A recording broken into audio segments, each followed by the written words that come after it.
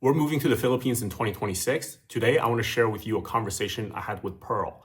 Pearl is a kindergarten teacher from Xavier School. She's been there for 7 years. These are some of the questions I asked her and how she responded. I hope you enjoy. Well, there's a lot of energy going on. So we make sure that we inject some kind of brain breaks. Our term is brain breaks. So we do some exercises. We also do playground. We have physical education. And then at first, when I entered Xavier, I'm also worried because it's like all boys. So maybe it's hard for classroom management. But yeah, it's okay. It's good to manage them. They're very respectful. And I think it's also part of Filipino values that we have. So we're also inviting values to the kids here at Xavier, given that it's run by priests. Yeah. So I'm not sure if you know that. Yeah, it's a like Catholic with school. Ateneo. Is it a Catholic school? Yeah, a Catholic school run by Jesuit priests. Right. So yeah. So we're okay. We're good with managing them, and also we check class size. So for example, it's kinder. We have around 20 to 21 kids in the classroom. And then later on, when it's grade 1, of course, they're more disciplined. So they have already tried going to the traditional setup here in kinder. So maybe we can add the class size, or we can add to the class size already. So it becomes like 23 to 25. So it's like that. I've been a teacher for about 10 years now, but it's my 7th year here in Xavier. Okay, so where were you before that? I was in Cambridge International School, like preschools. Because at first I thought maybe I'm trained for the progressive setup because my course back then in UP Diliman, I don't know if you know the school, University of the Philippines. Yeah. Yeah, so, I've heard of that, of course, yeah. So my course back then was mainly on child development. So it's like for the formative years, around 7. But then when I tried big school, since I also handled kindergarten, I feel like, I can be equipped for this. So yeah. We have some teachers coming from mainland China to teach them Chinese, but it's not a prerequisite for the teachers to know the Chinese language. So for example, for me, I have no idea. How do you see the kids absorbing that knowledge? Is it really hard for them? Are a lot of them falling behind, or do they take it up very quickly? What's your observation? Do you find how do the kids handle that? I think given that most of our kids here in Xavier are having English as their first language, so it's quite easy for them to have Chinese. I think it's even more difficult for them to study Filipino, admittedly. Filipino is harder for them than Chinese, I think, in general, if I look at my students right now. Because I think they speak English and Chinese more than they speak Filipino in school. So they're speaking English and Filipino between classes in the playground? We have English as our main medium. Okay.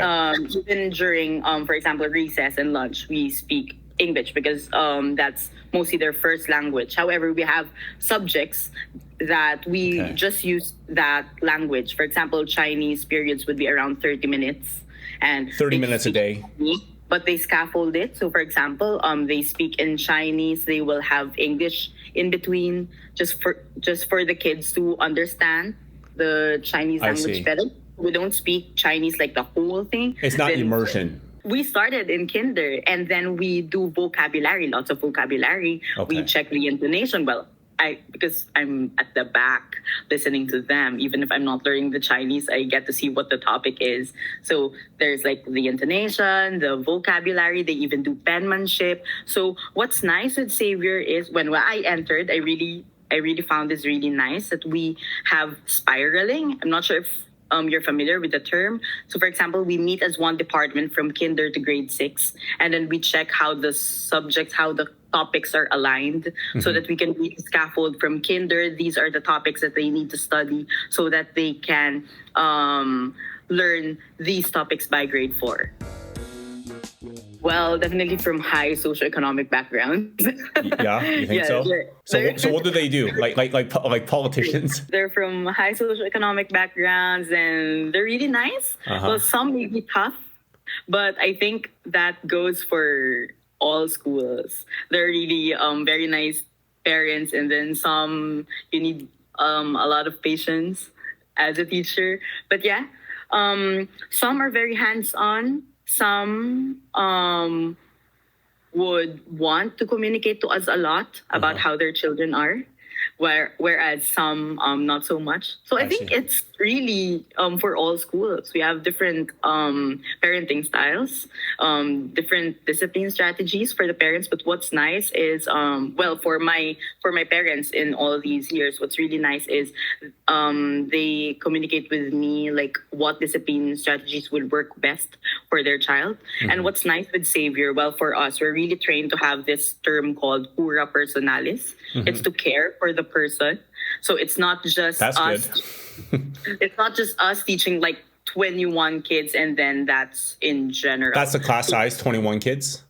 Yes, for us in kinder, yeah, Oh, 20 kinder. to 21. Okay. So for us, teachers really do our best to know each kid individually or what their needs are, where they are academically, emotionally. And in that manner, we can already talk to the parents and like gauge what would work best for that child in terms of academics, discipline, or maybe what they can do at home to scaffold our learning here in school. So yeah, most of my parents are really good in terms of following up at home. So they are really open. And our school is really advocating open communication to parents as well. I see. Well, in terms of AI, some teachers like outside Xavier maybe would think that it's hard. But here in Xavier, it's nice because I can hear teachers talking about how this can be a tool for learning. Okay. For example, we have meetings and then we will talk about how we can use AI to, for example, do brainstorming. We have this idea, this is our topic, and then maybe we can use ChatGPT to like give us a very nice detailed lesson plan catered to this set of kids, or maybe differentiated learning. For example, this is our topic and then we do brainstorming. How can we use this topic to teach basic learners and then average learners and then fast learners? So yeah, something like that. So aside from brainstorming, we also talk about different AI itself. Like, for example, I know ChatGPT, there's Gemini, and there's Chat PDF. I just learned that when we had our seminar. I don't even know that. Yeah, I never heard of that. Yeah, I don't know Chat PDF too, but that was so helpful for me as a student also, because I had my master's degree. So I was so thankful to Xavier because it also helped me with my master's. So I see. they taught me, for example, Chat PDF. You just upload the PDF, for example, a journal article, and then you can ask some questions about that PDF, similar to like how you ask Chat GPT, and then it gives you answers. So it really helped me out with my exam. Yeah. No, I'm not sure for the higher grades, but we do have iPads. So in Xavier, we're an Apple distinguished school. Okay. So teachers are trained to like really use Apple devices, maximize the apps in Apple. Okay. And then for the kids, we have one-to-one iPad activities. In the kinder context, because that's what I am most knowledgeable at, we have this LMS, like the learning management system. So we have Seesaw app. For the higher grades, they have Schoology app. So, for example, we teach the kids a certain topic here in school, and then for their homework, they upload something like a Seesaw activity wherein they drag pictures going to where the correct word is. So every kid has their own iPad. Is that part of the tuition? I guess they bring their own iPad. For the higher grades, yes. Yeah. Then for us in the lower grades, they do the activities, those kinds of activities at home, and then here in school we just borrow it. So there's like an iPad reservation thing, then we borrow like 25 iPads, for example, and then we give it to the kids. We just give instructions at first. Then you go to this app, for example, Kahoot app. So this Kahoot app is like multiple choice game.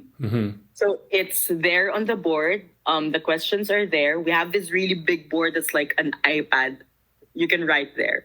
And then the kids will like press on the iPad what their answer is, A, B, C, or D. I see. So something like that. So here in Xavier, we're proud to say that we really incorporate technology. We do our best to think of apps and like lesson plans incorporating technology, given that we're an Apple distinguished school. I see. We have homework, but we try to put a cap on it. For example, around 2 to 3 per day, and then we make sure that the kids can answer it for example, around 10 minutes, or with or without their guardian's help. Just 10 minutes. We think of those things. Sorry, and just to clarify, is that answer for kindergarten or is that for the higher grades? No, not for the higher grades. Just in kinder, on my experience. Okay. So for kinder, we have homework. Some parents say that's a lot. There's a lot of homework, while some of the kids say they enjoy doing homework. But I think the rationale behind it is we want to have the kids do follow up at home. So, for example, we make sure that we introduce the topic first. And then after the introduction, there's like a study guide at home so they can review. I see. And then you can process it better in time for our drills back in the classroom for the second session. Well, for us in kinder only, yeah, I couldn't say much about the higher grades given that our building is really far from it. Like we have early education building and like other building for the grade school, and like far from us is the high school building. So yeah, for us here in EED or in early education department, we have playground time. So that's around 10 to 15 minutes of playground, and then should they choose to go to the library, they can also do so. Some of the kids during their breaks, they go either to the library or to the playground. And apart from that, we have a 30-minute frame for their PE education. Okay. So I think that's around 2 sessions, so 2 30-minute period blocks for every 7 days. I see. Yeah. Okay. And then we also have after school sports activities that they can sign up in. I see. So there's basketball, there's football, so they really love that. Well, I think it would be very helpful for them if they could expose their kids to the Filipino language already. I see. So they can do storytelling. So songs and storytelling would be very helpful. Sorry, I'm talking about the kindergarten context. So given that it's like their entry level to the Filipino language. Because they have to learn the language and it's hard for a lot of the kids. Is that what you're saying? Yes. For example, for the higher grades, they might read already in paragraphs. Then for the kinder level, it's like vocabulary for Filipino. Of course, we do our part as teachers, but it would be very helpful if they're like a bit exposed to it. They can do songs, they can do storytelling. There are books for it. For example, there's called the Buri Books app. So this app, it has uploaded books from a certain publishing company, and there's like English and Filipino languages for one book. So teachers or like parents can already scaffold it. They can read it in English, and then later on, if the kids are really used to speaking or to knowing what the story is, they can already do it in Filipino. There are also stories online that they can check out. What else? Aside from Filipino, like, do you have any parents that send their kids, let's say they're foreign, they come to the school and they're just completely surprised by something, or, good or bad, like they're just going, wow, I never thought about this, just something like that. Does anything come to mind? I think when it comes to the academics, of course, some parents think that, this is a lot. Well, some parents would say, this is really good because it's already competitive. We can already be sure that our kids can thrive in a real world context situation. For example, the students will be exposed to critical thinking, not just to simple recall of stories, like who is the character. Of course, we will ask, if you were the main character of the story, what would you do? So certain critical thinking strategies, we do that. I think there's one parent this year who was really vocal with me that she was surprised and happy that we let the kids share their thoughts aloud, like in terms of spontaneous sharing. Okay. So we call that participation. Just I was processing and thinking, so it's hard for me to explain it. But yeah, I'll try again. So for example, we will show a family picture. And then for the kinder level, of course, we might think, it's just colors, it's just shapes and all that. But no, here in Xavier, I'm proud to say that the kids are already gaining confidence. For example, we will try to let them speak in front. So we will just check, for example, some guidelines we're in. You have to say your name first. You have to greet your audience. So they would go in front and they would say, "Hello, everyone. My name is Pearl. For today, I'm going to talk about my family." And they're doing this in English, right? They're doing this English. And then there's a picture in front, and then they will speak about it. And then we would teach them at the end. They would say, "Thank you for listening," or "Goodbye and thank you." So yeah, I think these skills are like foundational skills for them to be globally competitive eventually. I think the critical thinking part is really it's really in need of improvement. Well, for us in Xavier, I could say that we're really doing our part. So we have trainings for it. We really do our best to incorporate those. Like when we get our lesson plans checked, like the bosses would really check, how would you try to put higher order thinking skills here. But given that in our recent assessments, like for the whole country, I don't know if you've heard of the PISA assessment. I have not, no. Oh yeah. So I was a very bad student, so you can search that, the PISA assessment. So that's like a standardized test for a lot of countries. And then we're really behind. You could really say that grade 5 students don't even know how to read a lot. Okay. So that's quite saddening. But you're saying critical thinking, so it's kind of like challenging ideas. Yes. Solutions. So maybe for the public school, maybe, I'm not sure. So for the public school, since they are the ones who are doing those PISA assessments, you can check that.